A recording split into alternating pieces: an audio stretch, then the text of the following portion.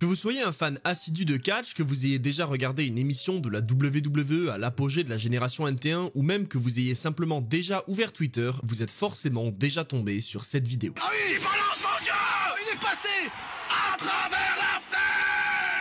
Pour ceux qui suivaient à cette époque, vous savez déjà dans quel contexte ça s'est produit, c'était bien sûr à l'époque où Randy Orton était en rivalité avec Triple H et la famille McMahon dans sa période de malade mental et son prime en 2009, mais si on se souvient très bien de ça à cette époque, on se souvient aussi très bien du clan qu'il avait formé, celui qui détruisait tout le monde, que tous les fans sauf quelques exceptions détestaient et qui se prétendait être le futur, la Legacy. Si vous êtes prêts pour revenir en 2009 pour parler de l'un des clans qui m'a fait aimer le catch à l'époque de la génération Catch Attack, alors n'oubliez pas de trouver 2 potes à vous et de les recruter pour aller mettre la misère au bouton like et s'abonner alors qu'on revient sur l'histoire de la Legacy.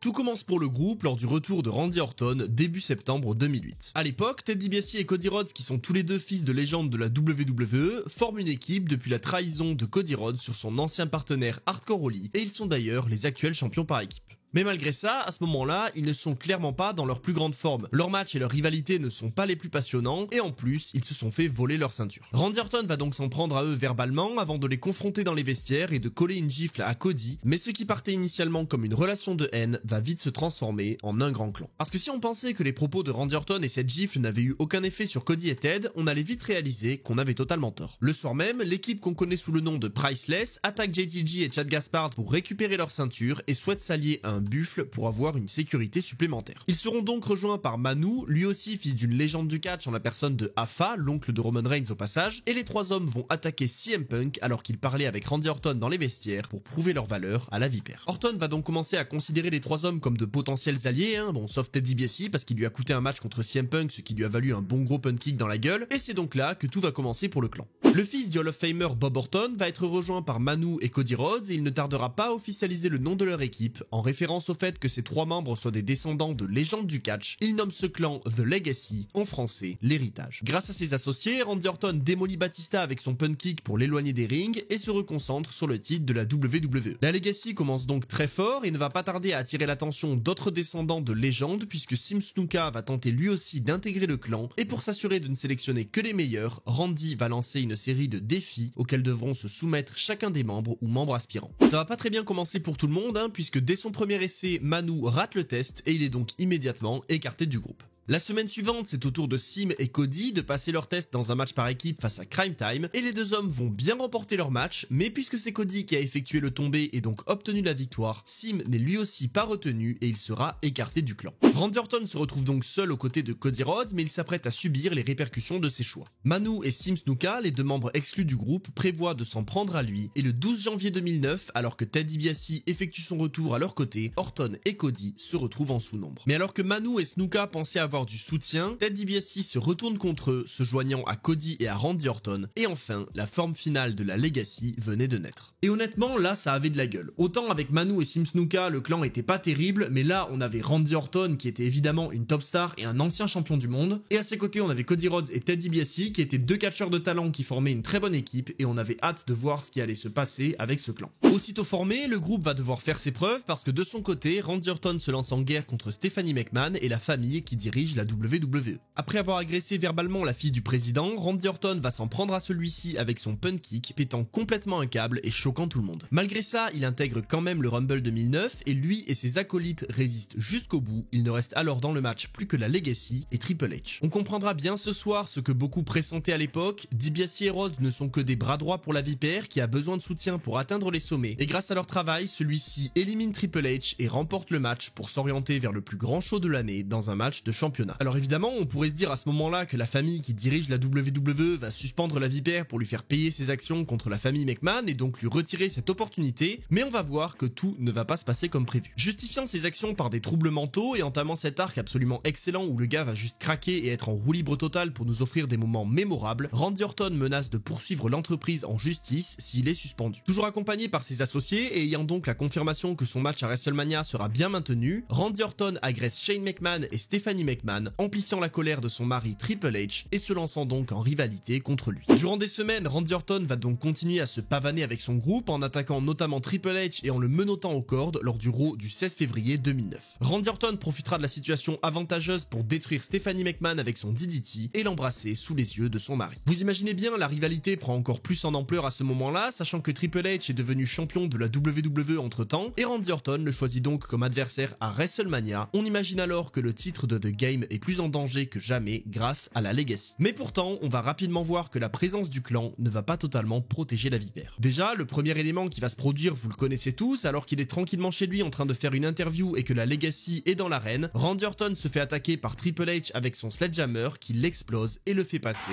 À travers la fenêtre. Mais évidemment, même si ce moment est l'un des plus marquants de l'époque, c'est pas le seul qui va se produire, puisqu'en plus, à WrestleMania, Randy Orton ne parvient pas à battre The Game et le champion conserve son titre. Bon, j'avoue qu'à ce moment-là, on peut peut-être se dire que la Legacy, ça a pas servi à grand monde, hein, ni à Orton, ni à DiBiase, ni à Rhodes, mais vous allez voir que ça va bientôt changer. Une revanche est prévue pour le titre de la WWE lors de Backlash, mais cette fois-ci, c'est un match un peu particulier. Randy Orton n'affronte pas Triple H en 1 contre 1 comme à WrestleMania, cette fois-ci, The Game défend son titre dans un 3 contre 3 contre la Legacy tout entière. Rhodes et DiBiase luttent donc dans ce match à 100% pour leur leader, puisqu'en cas de victoire, peu importe qui effectue le tombé, c'est Randy Orton qui récupère le titre. Et donc, malgré le retour de Batista et la présence de Shane McMahon aux côtés de Triple H, à Backlash, la Vipère réussit à placer son RKO et son punt kick à The Game et le couvre pour enfin devenir champion de la WWE à nouveau. Et là, ça y est, on va entrer dans l'arc de domination de la Legacy. Après s'être débarrassé de Triple H grâce au punt kick lors de Backlash, la Legacy va continuer à éliminer les membres de la famille McMahon en détruisant Shane lors du 4 mai 2009, l'éloignant lui aussi des rings. La Legacy est donc au sommet et imagine que plus personne ne peut les stopper, mais c'était sans compter sur un certain animal, Batista. Celui-ci a une première chance au titre lors de Judgment Day, mais Randy Orton va utiliser sa bonne vieille stratégie, se faisant disqualifier pour garder la ceinture. Mais si Orton s'en sortait jusqu'à présent grâce à des triches ou simplement grâce à ses partenaires, son prochain défi allait être de taille puisqu'il s'apprêtait à être enfermé dans une cage contre l'animal pour défendre son titre. Et donc, lors de Extreme Rules, sans possibilité de fuir ni possible intervention de ses partenaires ou même disqualification, Randy Orton perd son titre contre l'animal qui lui avait déjà donné un aperçu de ce qui l'attendait en détruisant Cody Rhodes dans une cage lors de Raw. Mais vous connaissez Orton et la Legacy, ils allaient clairement pas lâcher l'affaire. Les trois hommes ne perdent pas de temps et repartent à l'attaque dès le lendemain à Raw, attaquant et blessant Batista au bras pour l'écarter lui aussi des rings et rendre son titre vacant. Dès la semaine suivante, le titre sera remis en jeu dans un Fatal 4-Way, duquel Randy Orton sortira vainqueur et son règne de domination pourra alors reprendre. En plus de ça, la Legacy a l'opportunité d'être propulsée au sommet lors de The Bash, puisque Cody et Ted ont une opportunité pour les titres par équipe, alors que de son côté dans le main event, Orton défend le sien contre The Game, et donc, si tout se passe bien, la Legacy peut quitter l'arène comme Evolution a quitté Armageddon 2003 avec tous ses membres titrés. Mais malheureusement, les espoirs vont vite retomber puisque dès le début de la soirée, Ted et Cody échouent dans leur match. Les deux hommes vont donc faire part de leur déception à leur leader, mais c'est là qu'on va sentir les premières tensions dans le groupe. Randy Orton n'en a rien à faire que Ted et Cody aient échoué. Ce qui importe pour lui ce soir, c'est que les deux hommes l'aident à conserver son titre dans le main event dans un match au meilleur des trois manches contre Triple H. Si Cody comprend le point de vue de son mentor, c'est loin d'être le cas pour Ted, qui répondra au champion en lui disant qu'il est venu dans la Legacy pour progresser et dominer, peut-être même gagner des titres et certainement pas pour être un simple laquais de Randy Orton.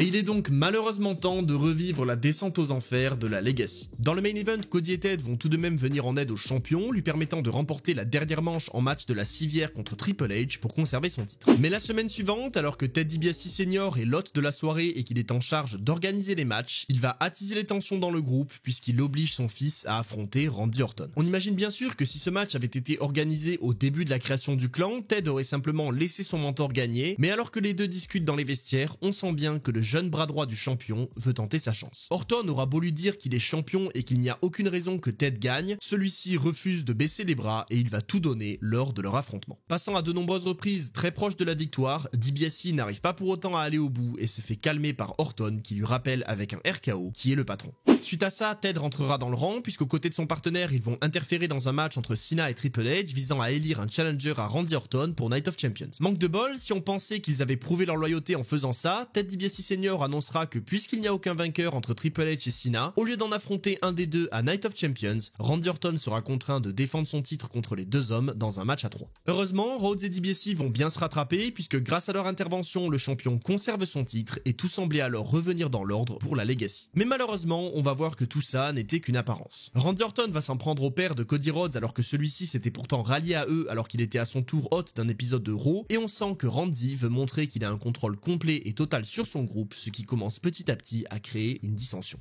Pour apaiser un petit peu les tensions, les membres de la Legacy vont s'attaquer à des rivalités différentes, et pour une fois, DiBiase et Rhodes auront une rivalité complètement indépendante de celle de Randy Orton, qui en plus sera de très bonne qualité. Alors que Randy Orton se lance en rivalité contre John Cena pour avoir des matchs qui nous ont tous marqués à l'époque et que j'ai déjà retracé sur la chaîne, Ted et Cody vont eux se lancer dans une très bonne rivalité aussi contre l'ADX. Pour autant, les trois hommes continuent de se soutenir, avec surtout de l'aide permettant à Orton de conserver son titre, mais c'était quand même intéressant de voir les deux sbires de la Vipère aller faire leur marque de leur côté. La rivalité entre l'ADX et la Legacy va mener à de très bons matchs, notamment un match Submission Counts Anywhere à Breaking Point qui sera remporté totalement à la loyale par Ted et Cody, qui prouvent alors leur valeur aux yeux de tous. Randy Orton ira de son côté conclure sa rivalité face à John Cena après de nombreux matchs, en finissant par perdre son titre lors de Bragging Rights malgré les interventions de la Legacy. La fin de cette rivalité arrivera en même temps que la fin de la rivalité entre DX et Legacy et permettra au groupe de se reconcentrer sur eux-mêmes, mais malheureusement ce ne sera que pour une courte durée. Entrant dans une très bonne rivalité contre Kofi Kingston, qui malheureusement n'a pas duré, Randy Orton et ses acolytes se retrouvent petit à petit dans l'oubli et s'éloignent du devant de la scène. Avec de nouveaux noms comme Sheamus arrivant très fort dans le roster, les trois catcheurs qui ont dominé l'année 2009 tentent de reprendre le contrôle début 2010 en permettant à Randy Orton de défier Sheamus pour le titre lors du Royal Rumble. Mais malheureusement, l'intervention de Cody Rhodes durant le match qui avait pour but d'aider Randy Orton va causer la disqualification de celui-ci, lui coûtant le match et donc la chance de s'orienter vers WrestleMania avec le titre de champion. Les embrouilles dans la Legacy vont à ce moment-là exploser d'autant plus avec Randy Orton qui s'en prendra à son acolyte après le match, mais tout n'était pas perdu puisque la Vipère avait une dernière chance de revenir sur le devant de la scène lors de l'Elimination Chamber. Dans cette terrible structure, Randy Orton se retrouve face à 5 autres catcheurs avec comme enjeu le titre de champion de la WWE. Ce match est le dernier obstacle avant WrestleMania et il est donc certain que l'homme qui gagne le titre ce soir entrera sur la plus grande scène du monde avec le titre le plus prestigieux de la WWE. En plus, Randy Orton a toutes les raisons d'être confiant puisque son partenaire Ted DiBiase est à ses côtés dans la cage et on imagine donc que comme au Royal Rumble 2009, les deux hommes vont s'associer pour donner la victoire à la Vipère. Mais on n'est plus en 2009, on est plus d'un an plus tard et Ted DiBiase et Cody Rhodes commencent eux aussi à avoir des aspirations différentes. Et donc, les plans de Randy Orton vont vite être calmés puisqu'alors que Cody vient donner une barre en fer à Ted DiBiase pour l'aider dans son match, celui-ci va s'en servir pour exploser Randy Orton et l'éliminer, confirmant qu'il en avait marre d'être un simple sbire et qu'il voulait désormais atteindre les sommets. Bon, malheureusement, même si on peut comprendre sa décision, ça va pas lui servir à grand chose puisqu'il sera lui aussi éliminé peu de temps après, mais cette action va véritablement causer la destruction du clan. Le lendemain à Raw, un match à 6 sera organisé pour essayer de prouver la solidarité du clan, mais Randy Orton va tourner le dos à ses anciens partenaires, les attaquant pour le plus grand plaisir des fans et confirmant alors la fin de la Legacy. Les attaques vont continuer semaine après semaine avec également un match handicap à 2 contre 1 que la Vipère va perdre. Lui qui avait été haï par tous les fans durant les 3 dernières années recevait finalement leur soutien alors qu'il se retournait contre ses anciens associés, ce qui est un petit peu décevant, mais vous inquiétez pas, on va en parler juste après. Pour enfin régler les comptes, la WWE va organiser un match triple menace chacun pour soi à WrestleMania entre Orton, DiBiase et Rhodes, et malgré les espoirs de voir Ted ou Cody créer l'exploit et peut-être s'envoler vers les sommets, c'est bien l'ancien champion de la WWE qui ressort grandi de toute cette histoire, battant ses 2 anciens alliés et confirmant pour de bon la séparation du groupe.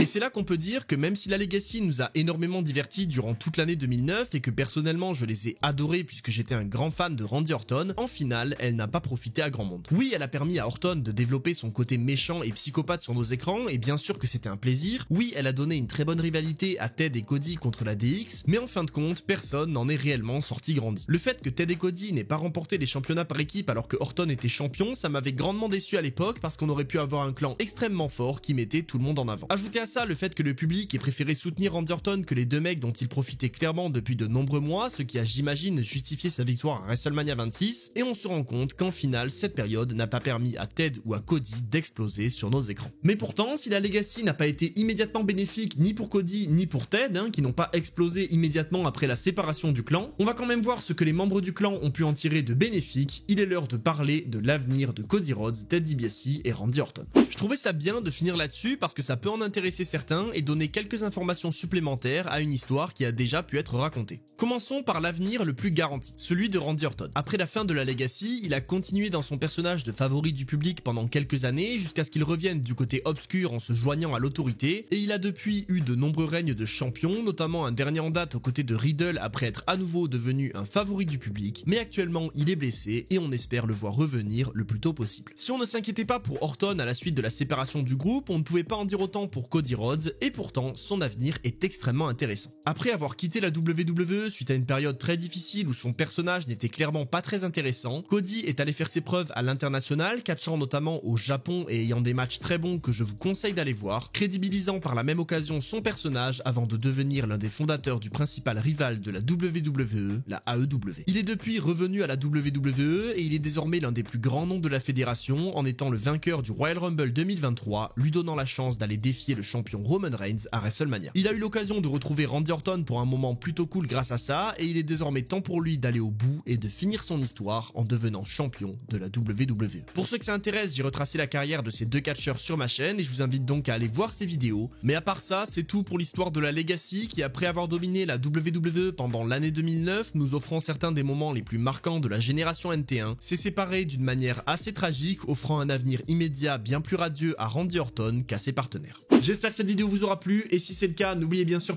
Mais quoi ? Ah oui, j'ai pas parlé de Ted DiBiase. Alors Ted DiBiase, en fait, quelques temps après la Legacy, il a juste arrêté le catch, il est parti faire des arnaques immobilières avec son père, et récemment, en 2022, il a eu un procès, donc oui, ça pouvait pas bien finir pour tout le monde.